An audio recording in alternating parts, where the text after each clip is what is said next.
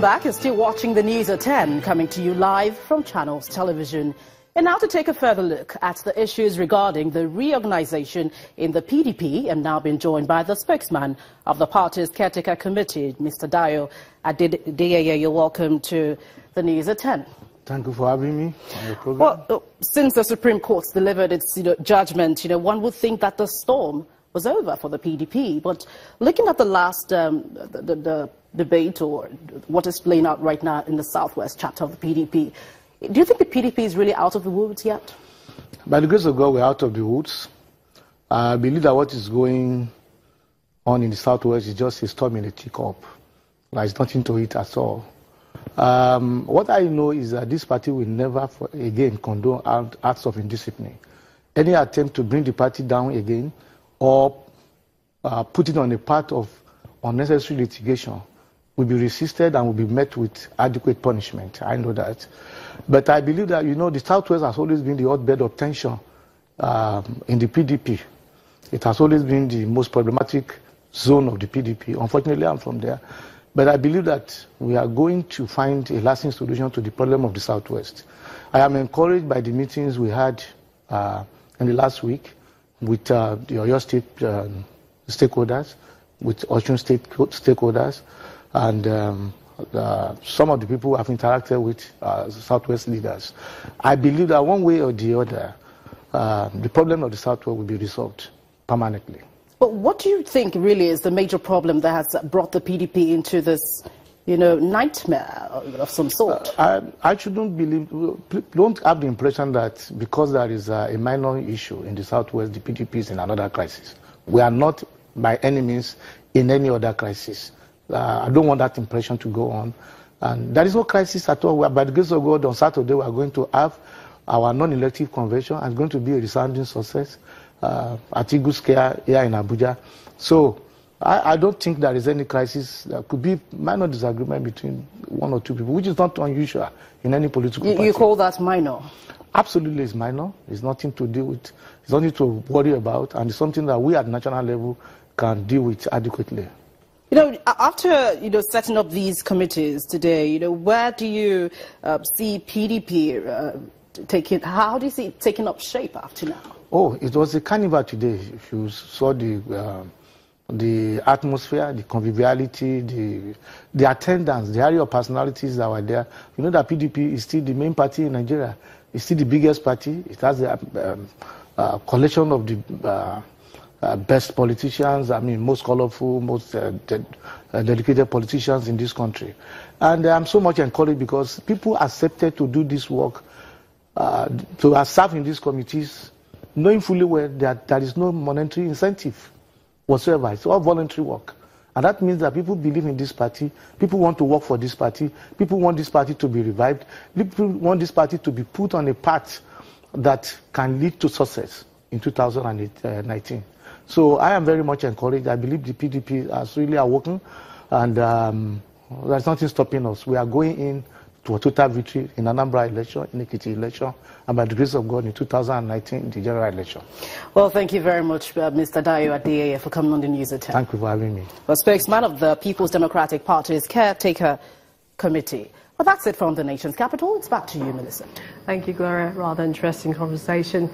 Well, to infrastructure, 1.1 billion naira, that is what the Kwara State Governor Abdul Fattah Ahmed says the state government is spending for its new secretariat.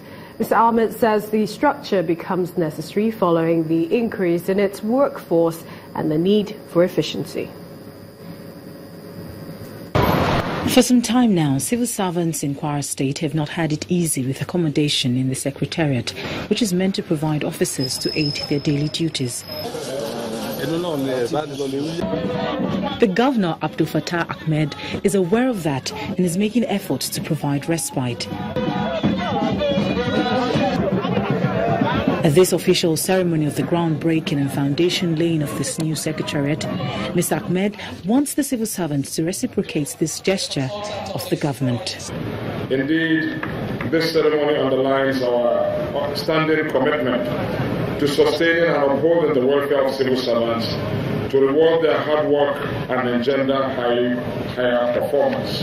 To commence the construction of this secretariat, by the fact that Kwara State Civil Service has, in spite of visible constraints, demonstrated a remarkable sense of understanding, patriotic cooperation, and support in their service to the government and people of Kwara State. The head of service says on completion, the new building will enhance productivity of the state workforce. Due to the continuous expansion in the service, the office provision in the secretariats remain largely inadequate. This scenario occasioned the continual quest for more offices. This is against the backdrop of the need for conducive environment for high productivity and effective performance. It cost the state government 1.1 billion naira, and the duration was initially for 9 months. But the Excellency wants us to speed it up to cover it within 6 months. Built for completion in 6 months, civil servants in Kwara State await an ultra-modern structure sometimes in February 2018. The Nigerian Copyright Commission says it is taking steps to reform the framework of the copyright protection to responding to challenges of the digital environment. The Director General of the Commission says the Federal Executive Council has approved the ratification of 4 copyright treaties to which Nigeria has signed the formal acts. The DG was speaking at the inauguration of the National Working Group on Copyright Licensing in Secondary Institutions in Abuja. There's a need for us to reform the copyright system as a whole, in terms of enforcement, in terms of rights management and administration of rights. So these are the sort of challenges that we face. The system could be better, and the Copyright Commission is doing a lot in terms of legislative reform, so to make the system more profitable for the creative industry. Otherwise, we are on the verge of destroying creativity in our country. And creativity, if we get it right and the authors actually get compensated in the right way, it will encourage more creativity, and that will obviously have an effect on the economy of the country and create jobs, create worth for our citizens. Well, for more on the federal government's hope for credit reforms and other stories, here's Melinda Akilami.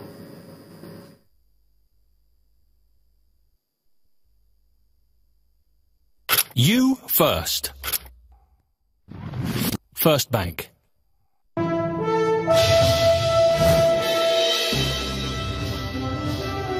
Many thanks, Millicent. Welcome to Business News.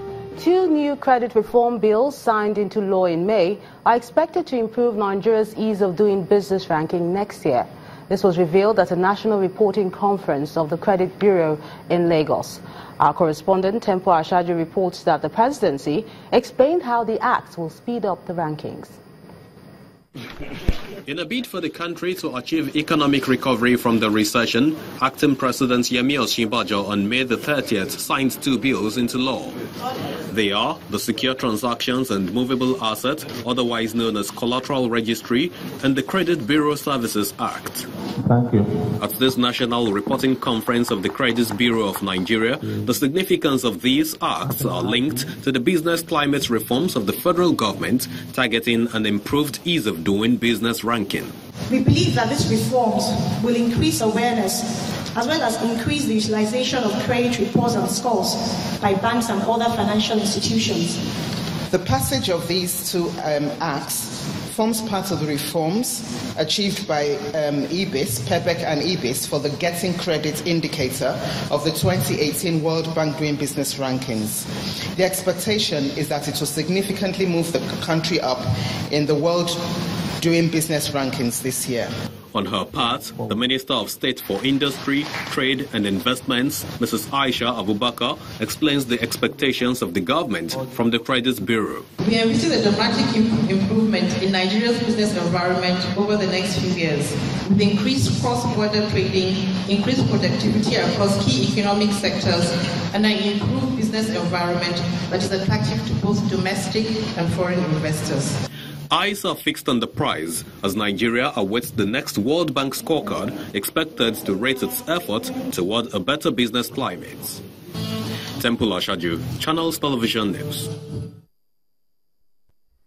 Nigeria Extractive Industries Transparency Initiative, the Nigeria Sovereign Investment Authority and the National Orientation Agency have agreed to work together in oil revenue savings and promotion of better attitude to public service. The Executive Secretary of NATI, Mr. Waziri Adio, explained that while Nigeria's Sovereign Investment Authority manages the wealth fund derived from the extractive revenues, the National Orientation Agency will lead the national campaign for change in the country. A governance structure has been set up by the NSIA to attract credible partners, investors and private equity funds. Massive gains from Nestle and other major consumer goods bellwethers drove the domestic equities market to new levels at the close of Tuesday's trading session. Emana Amawe tells us more.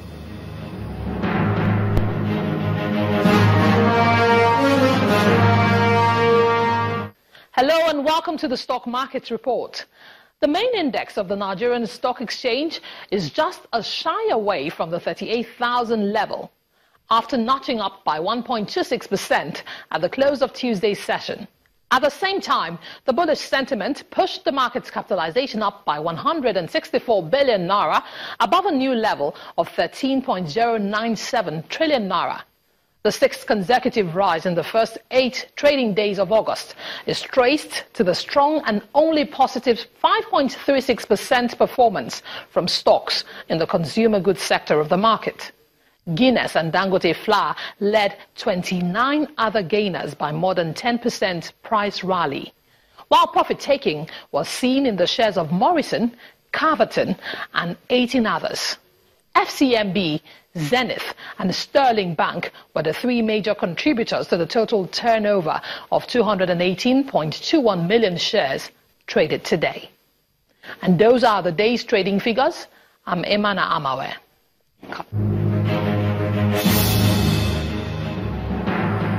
U.S. stocks reversed earlier gains on renewed geopolitical tensions following President Trump's warning to North Korea. But let's see how the rest of the global markets ended on Tuesday.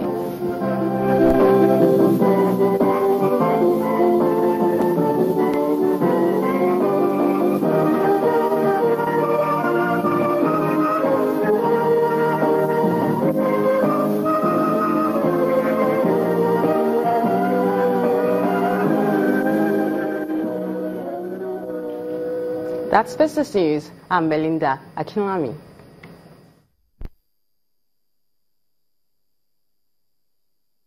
You first. First Bank. This year's Remitter Corporate Champions Cup will kick off this Saturday, August the 12th in Lagos.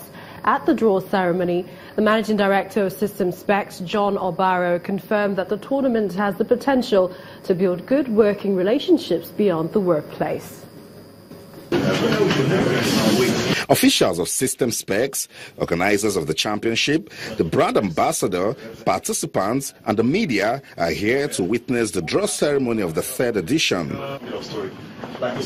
8 top brands from corporate Nigeria will compete under a relaxed setting, networking and playing football. As busy professionals, and increasingly as our time gets busy and some of our mobile devices blur the divide between work and personal life, it's important that we continue to balance our work and our personal life. Defending champions Nestle Nigeria will be hoping to defend their title, but first, let's see what the draw will produce. Leadway.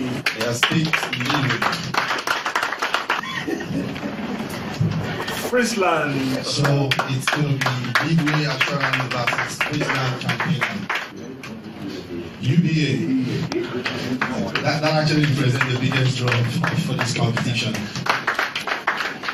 Many Nigerians love football, and we just thought of a place where we can connect with people, young people, children, adults, men, and even women now. So we want a setting where families can come together, everybody will feel relaxed, and football helps to achieve that.